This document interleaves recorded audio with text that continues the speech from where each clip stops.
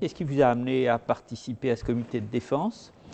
Je suis d'autant plus sensibilisé par les problèmes de l'hôpital parce que bon, je fais partie des personnes âgées, hein, et qui dit personnes âgées dit besoin de santé, besoin de services publics et notamment des services de l'hôpital. Et ce qui m'a inquiété personnellement, c'est de se rendre compte que l'hôpital de Creil vit dans des difficultés, d'abord de moyens financiers. Ça fait des années que j'entends dire qu'il y a un important déficit à l'hôpital et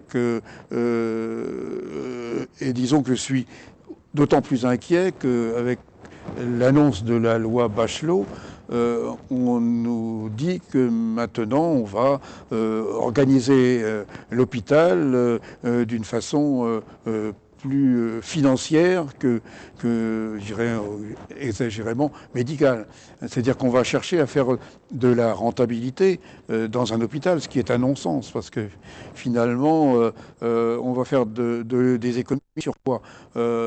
Sur les soins, sur l'accueil des patients, sur les services d'urgence, sur tout ce qui touche, disons, aux besoins immédiats des gens. Alors ça m'inquiète d'autant plus que je fais partie donc de ces personnes âgées qui a pris conscience que c'était un problème important pour le problème de la défense de cet hôpital de Creil, c'était leur problème. Alors, est-ce qu'on est compris? On le voit parce que parmi tous les contacts qu'on peut avoir à droite et à gauche, on se rend compte que les gens sont très sensibles et craignent dans leur sécurité finalement personnelle que le besoin de soins ne réponde pas, disons, au moment venu à leur nécessité. Vous pensez donc qu'il est nécessaire pour l'hôpital de Creil de le défendre? C'est un hôpital qui n'est pas très ancien, qui a 30 ans d'existence, qui est relativement important, mais vous pensez que malgré tout, comme tous les hôpitaux publics, il est menacé?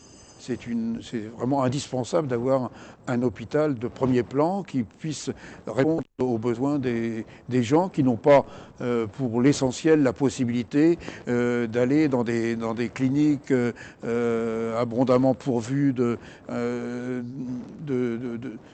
d'argent. Et alors que je crois qu'à l'hôpital de Creil, l'hôpital de la Hennec, il y a quand même des moyens techniques qui sont importants. Et du personnel compétent. Et j'ai pu vérifier du bien-être des malades, des gens, et aussi l'amélioration des chambres, en plus de tout l'appareillage technique qu'il y a maintenant dans un hôpital. Or, tous ces efforts qui ont été faits au fil des années par le personnel, par les pouvoirs publics, et je crois que l'hôpital de Creil a été créé dans ce sens-là, et il a répondu à tous ces besoins, quoi. Merci, Monsieur Michel Rocher.